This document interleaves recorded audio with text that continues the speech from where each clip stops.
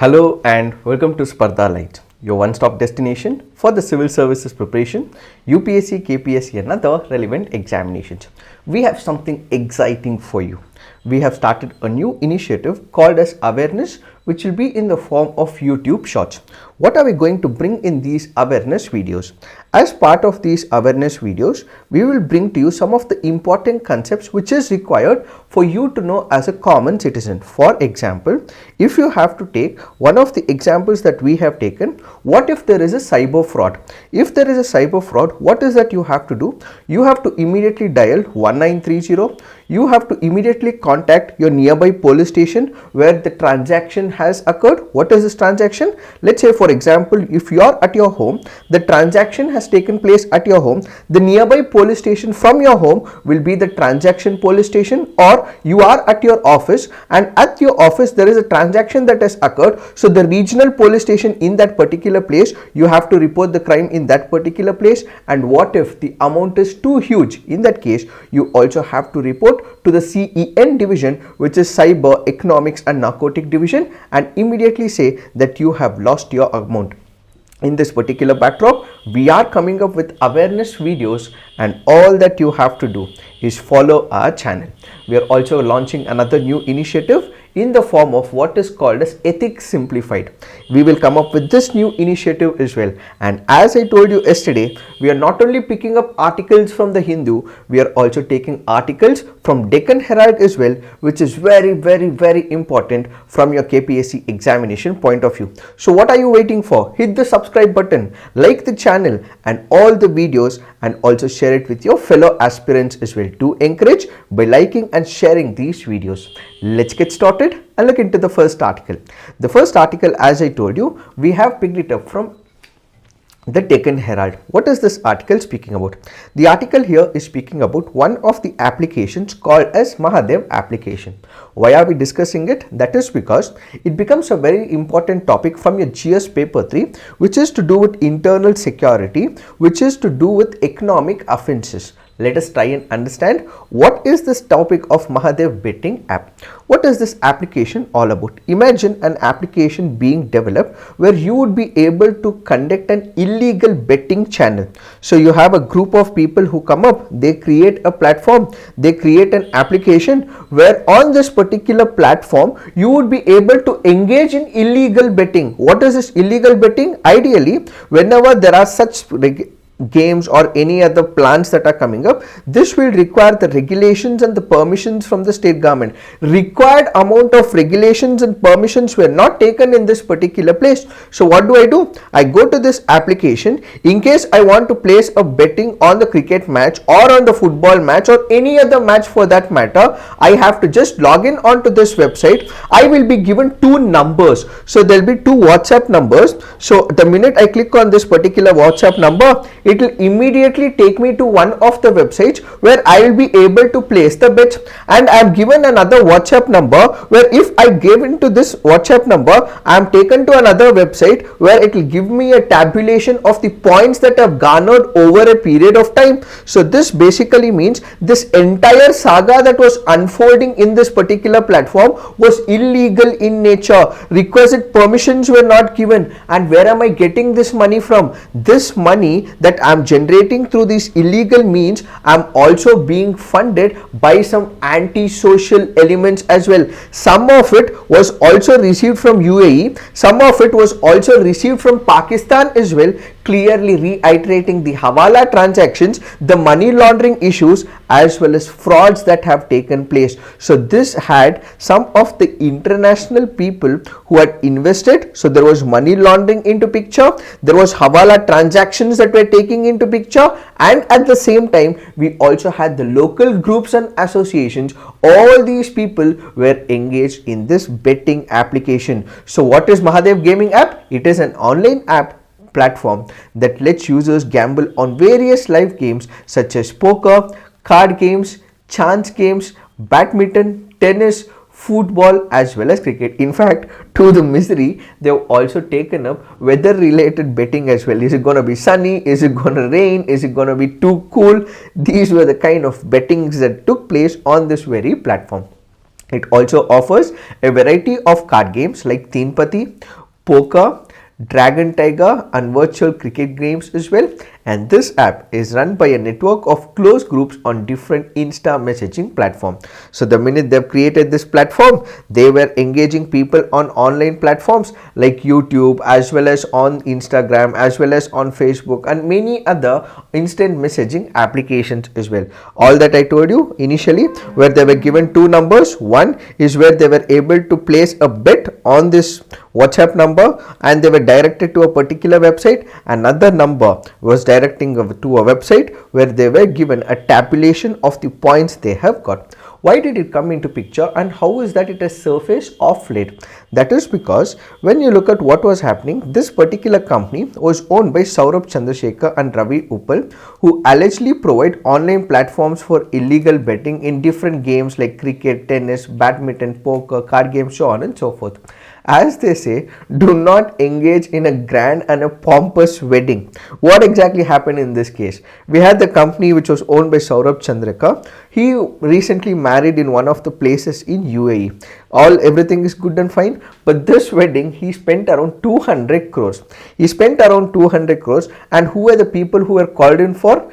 Bollywood actors were called in, Bollywood actors were called in, and they were dancing in this particular program and the function, and these people had to be paid some amount. How did he pay the amount? Everything was in cash amount. So because this wedding was very grand and pompous, and because these Bollywood celebrities were not paid via check or via a digital transaction, but they were paid by the cash, and as a result the enforcement directorate immediately became alert and they realized that there is something which is fishy which is happening in this particular case.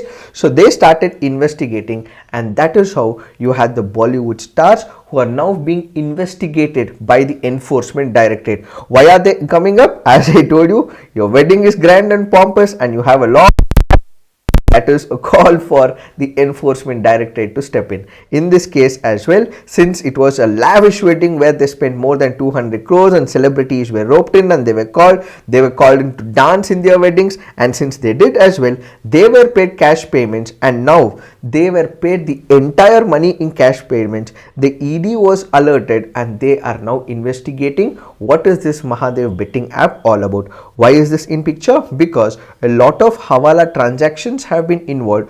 A lot of people have invested in this particular platform who happen to come from Pakistan as well as from UAE, and at the same time many people also complained as well. They said that they've garnered points in this particular website and yet not receiving the money, so they were being cheated on this platform. All this led to the enforcement directorate investigating it. We will have more updates in the near future, but as of now this is all you have to understand. But when we have more updates, we will take a clear-cut picture about what is the progress of the investigation that has been unfolded by the enforcement directorate. Now let's look into the next article. This article here is taken from Hindu.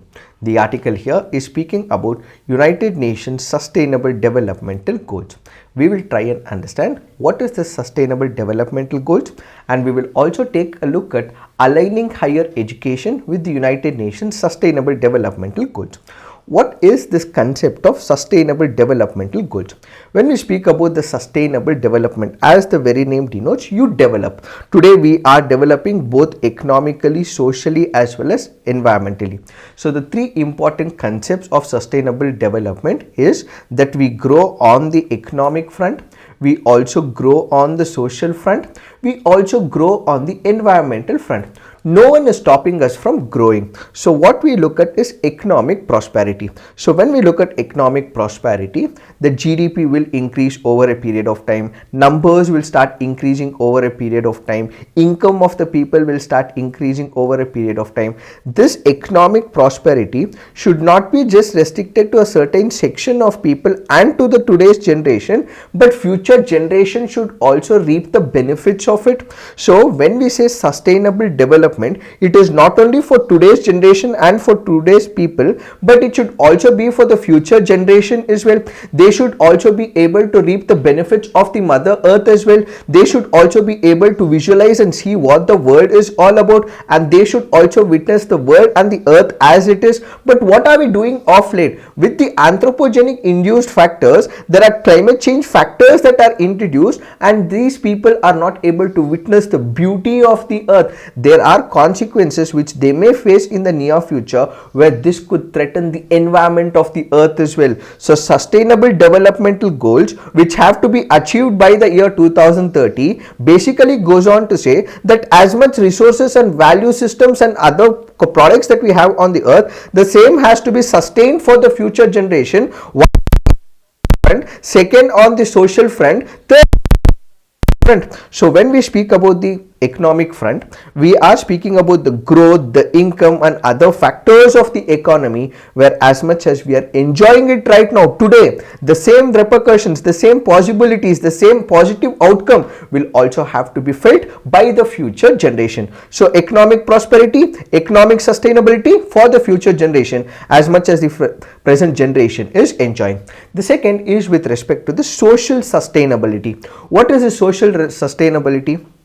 Let's say, for example, we have a culture, respect for the culture, respect for the language, respect for the religion, respect for the diversity. If respect for culture is in picture right now, the same will have to be given to the future generation. So the cultural values, the ethos, the systems and other practices that is present right now should also be carried forward. A legacy has to be left behind, and this is what is called as the social practices that are in picture. And third is the most important, which is the environmental conservation. We all kinds of biodiversity. We will be discussing another article next late where we are saying that there will be amphibian numbers which will be dropping down as well. What are we giving to the future generation? We also go for wildlife. We also go for wildlife tourism as well.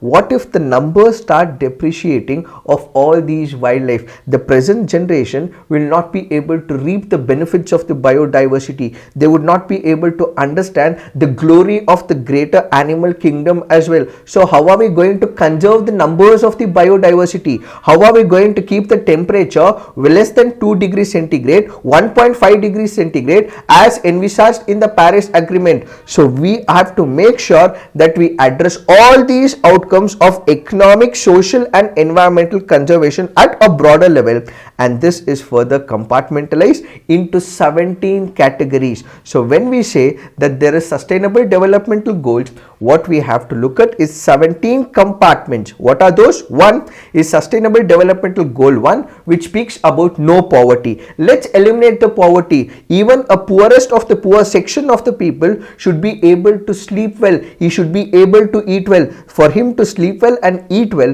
what we require is the food. What we require is the basic amenities that have to be provided. So which are these basic amenities? One is the food. So zero hunger would be the second sustainable goal. Third would be with respect to good health and the well-being. Only when people have right health, and mind you, right to health is also part of Article 21. It is also an important ingredient under right to life and personal liberty. So no poverty, zero hunger, good health and well-being, and if these people have to reap the benefits of all of these people will have to be given good quality education. So this article that the author speaks about is in reference to the higher education, and for higher education to be envisaged and implemented and ultimately reap the benefits of it, it is the state which has to spend on quality education. Apart from parents saving a lot of money, giving their children all that is required in their for their future, it is the state which has to perform these actions. So quality education becomes the fourth sustainable development. Gender equality. Men and women will have to be treated equally. Men and women will require pay parity. Men and women will also require parity in terms of how they get their work allocation in their offices. Despite doing the same amount of work, a man is paid a higher salary, a woman is paid a comparatively less salary. So it is gender violation. Gender parity is leading gender imparity that is existing. So let's replace this gender imparity with gender equality is the fifth goal. Then clean water and sanitation, affordable clean energy, decent work and economic growth. That is what we just discussed. The first parameter is with respect to the economic prosperity. So you would be able to engage in such aspects only when you have economic prosperity and for the future generation as well as today's generation. Clean water is a requirement, affordable and clean energy is a requirement, but with pollution increasing day by day, there is water pollution, there is air pollution, and there is pollution of every sort. So how do we overcome it? Let's switch to the renewable energy sector. Let's use the solar energy, let's use the wind energy, let's use the hydroelectric energy, and thereby reduce the impact that we are having on the society as well as on the environment.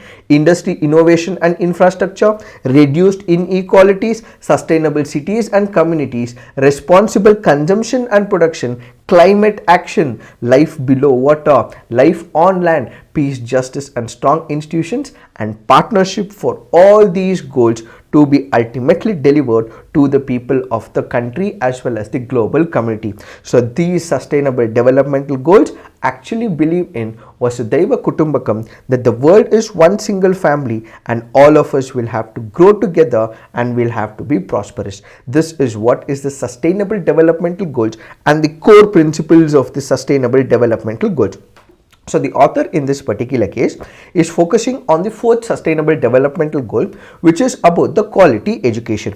What does the author say? The author in this particular case goes on to say, 8 years since the inception of these goals, the Sustainable Development Report 2023 flagged slow progress and painted a grim picture. Why? That is because of the prolonged effects of COVID-19, impacts of the climate crisis, Russia-Ukraine conflict as well as the weak global economy. All this is constantly pounding the sustainable developmental goals, and we are not able to reap the benefits of the sustainable developmental goals because of this. One, we were hit by the COVID-19 crisis. The world was in a shock, the world was in a greater shock, and this had taken away lives of the many dear and near ones, and at the same time this constantly hit the economy as well. Economic activities were suspended. We were all caged within the four walls of our house.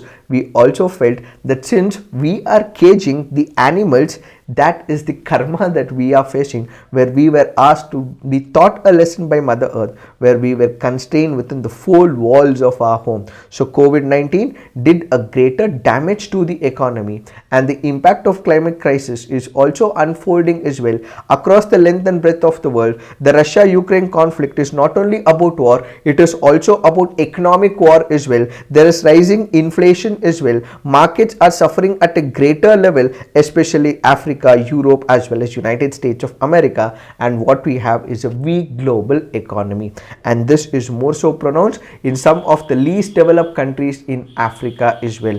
But what we have to focus right now is that SDG 4 pertains to quality education, and India is looking at making education more equitable and inclusive, bring in all sections of the society and those who have been historically meant for injustice. So those who were facing the injustice in the past, which included the women, which included the SC/ST community, which included the other backward sections of the society, which included the poor sections of the society, all have been brought under this inclusive education program. That is why we also have the economically weaker sections amendment which was passed, and reservation is also passed to the weaker sections of the society. So the National Education Policy 2020 that is envisaged by the government, that is in practice, is equitable and inclusive, says the author. So the author goes on to say that we have quality education, we have the primary education, we have the higher education, the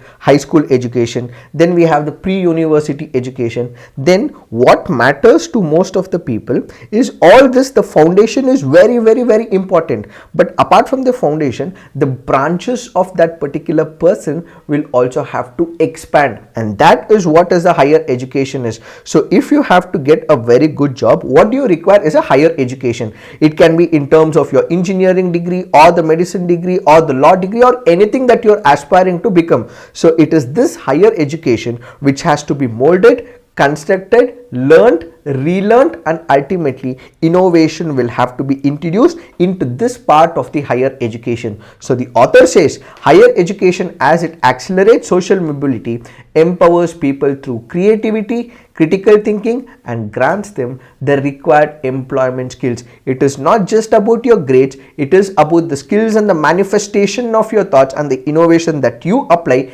into that particular job sector. In fact, we also have this backing that is made by the Organization for Economic Cooperation and Development, where it has said that people with higher education degree are more employable and earn an average of 54% more than those who have completed senior secondary education. So the need of the hour is that the constant education at the higher level needs to be improvised every now and then, and the scale of employability will be increasing with more higher education in your resumes as well as curriculum vitae.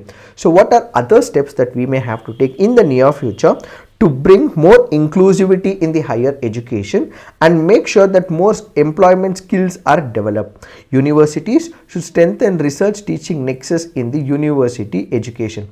What do we understand by this? Whenever we speak about education in India, one of the major problems that we face in education in India is rut learning. What do? I mug up formulas, I mug up notes after notes. Where is the application of the mind? In this particular backdrop, what we have to do is conduct an activity where they are engaged in research it, envisage it, and ultimately implement it in your curriculum. So the need of the hour is not rut learning, but it is to apply the mind. We already have enough number of databases which is able to have a repository of information. There are already memory capsules that are present in the form of supercomputers as well. Why become a memory machine? Instead, become a machine which is able to apply the thoughts, become a machine which is able to apply the mind. There are a couple of problems in the society on the societal front, on the science front, apply and come out with a solution for the same. So what we require is a constant research,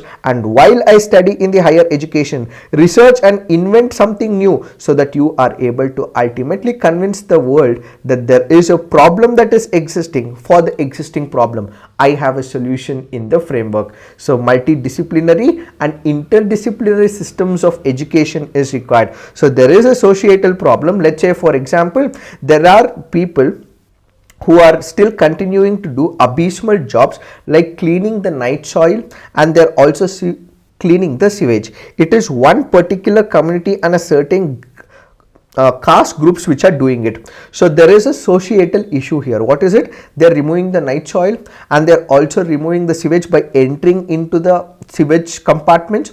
So what is that we have to do? We have a social problem. To this social problem, let's come out with an innovation.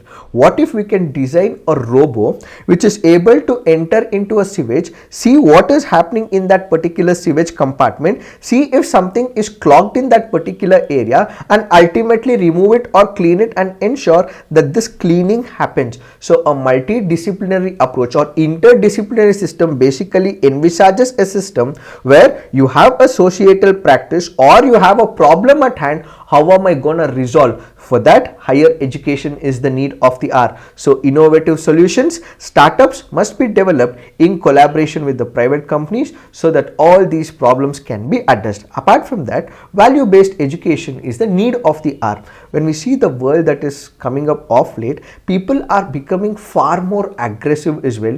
There are corruption that is unfolding. People are becoming selfish in themselves, and it is all about they, themselves and their family, and the level of corruption has increased to such an extent that they are only worried about their immediate family members and not about the global community. So inculcate that I is we and we is the world and India, and at the same time it has to be transformed into a nation and the global idea. So value system education will have to be incorporated. Indian higher education system should be committed to mapping its day-to-day operations with SDGs. Whatever activities are being conducted on a day daily basis. Whenever you are preparing the curriculum for the entire year, the same will have to take into picture how am I going to bring in the sustainable developmental goals into these day-to-day operations. And stakeholders of higher education should also be educated and oriented. It can be the people who are framing the syllabus, it can be the people who are engaging to define a syllabus, it can be the people who are orienting and coming up with a policy. You have people from the government, this public, and you also have autonomous institutions as well. Let's bring all of them together. Let's see what is the revamp that we can work on the education sector. If every brick can be molded, how is that we can build this foundation? Let's think, let's bring all the stakeholders and change it. And it is high time that universities adopted sustainability as a mantra and incorporated sustainable developmental goals into their institutional strategies, both in daily administration and in teaching and research, is what we have to do, says this article. Now let's look into the next article. This article says Nobel Peace Prize 2023 goes to jailed Iranian activist Narges Mohammadi. Who is Narges Mohammadi? She is an Iranian activist. What is she fighting for? She is fighting for a greater cause. One is about women's rights, second is about death penalty, third is about democracy. It is these three rights that she is working for. Despite she being thrown behind bars for a couple of times, she being incarcerated for a couple of times, she has been able to give a thought to the society in that orthodox and conservative society where women's rights are equal to the men's rights. So she is fighting for a cause of the women. She is fighting for democracy. She is fighting for a cause where people are able to select their own leaders, and this should be on without any partition politics that is involved. And she is also fighting against death penalty.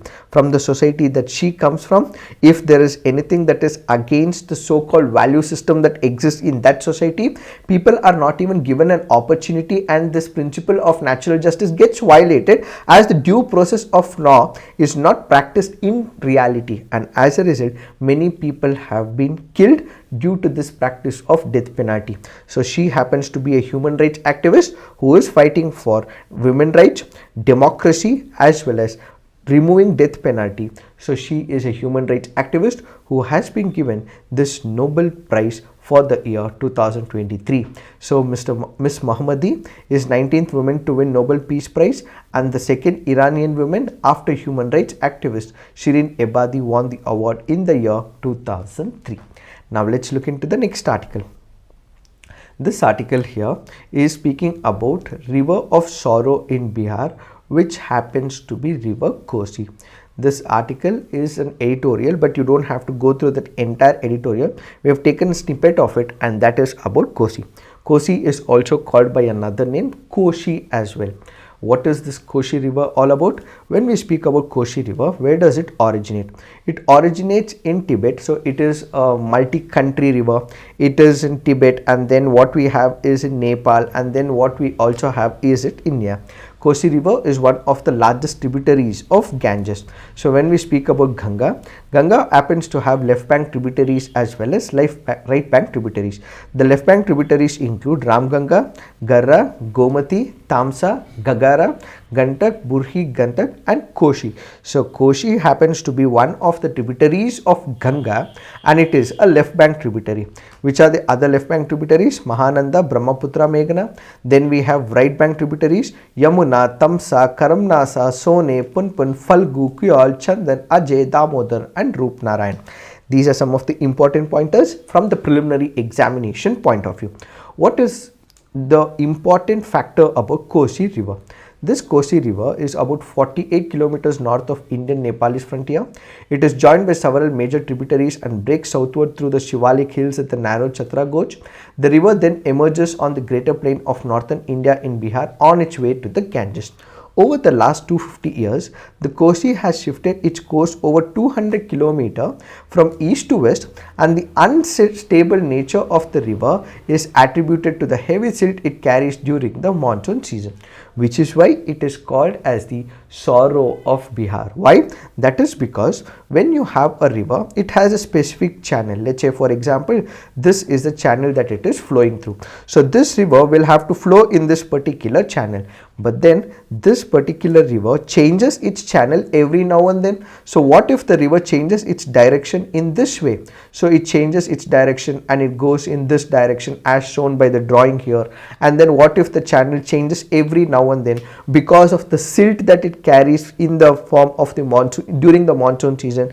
This ultimately means that the channel is not prescribed, and as a result, people who are along the floodplains will get impacted every now and then, and they may have to keep changing their places as well as the river gobbles that particular area. And this concept is what is called as avulsions. So remember, in geography we have a term called as avulsion, which basically refers to that particular phenomena of change in the course of the river flow, abandoning the previous or old established channel and formation of a new channel. So what is this word called as? This word is called as the avulsion. So remember, it can be very important from your preliminary examination point of view. What is this avulsion? This is a concept in geography where the prescribed path or the old channel is changed by the river, and what we have is a new channel it creates. And that is why we have this river called as the sorrow of Bihar, primarily because it keeps changing its channel every now and then. The Kosi River, located in northern part of India, is one of the largest alluvial cols built by any river in the world. It is 180 km long, 150 km wide, and shows evidence of lateral channel shifting exceeding 120 km during the past 250 years through more than 12 distinct channels. Kosi, which used to flow near Purnia in the 18th century, now flows west of Sahasra, and Kosi is also mentioned in the epic Mahabharata as Kausuki. The river is also the lifeline of the Mithila region, today spread more than half of Bihar and parts of adjoining Nepal, and forms the basis of legend folklore of the region. These are some of the important pointers from the preliminary as well as from your mains examination perspective. And when we look into this image, this is an image which shows that the areas that are affected when it comes to the Kosi River. Now let's look into the next article. This article says 2 out of 5 amphibians are facing extinction threat due to climate change. A newspaper analyzing 2 decades of data from around the world has found that climate change is emerging as one of the biggest threats to whom? To the frogs, to the salamanders as well as caecilians. The study, titled Ongoing Declines for the World's Amphibians in the Face of Emerging Threats, was published recently in the scientific journal called as the Nature. The study is based on the second Global Amphibian Assessment Coordination by the Amphibian Red List Authority, which happens to be a branch of Amphibian Specialist Group of International Union of Conservation Nature Species Survival Commission, managed by Rewild, a wildlife conservation group. What do they say? They say that on an evaluation, there is an extinction risk of 8,000 amphibians from all over the world, including 2,286 species evaluated for the first time. More than 1,000 experts across the globe, including scientists and researchers from Assam, have said that this is going to significantly impact the biodiversity count. So because of the anthropogenic induced factors, because of the habitat destruction, because of the degradation of the land, because they are not able to find a suitable place, because of the anthropogenic induced factors, these species are sensitive to the changes in the environment, and as a result their numbers is gonna reduce and they will start dwindling, says this article. It is this that we have to understand with respect to this article. If you are liking these initiatives, please do like, subscribe to our YouTube channel. This is it for today. Thank you for watching. All the best.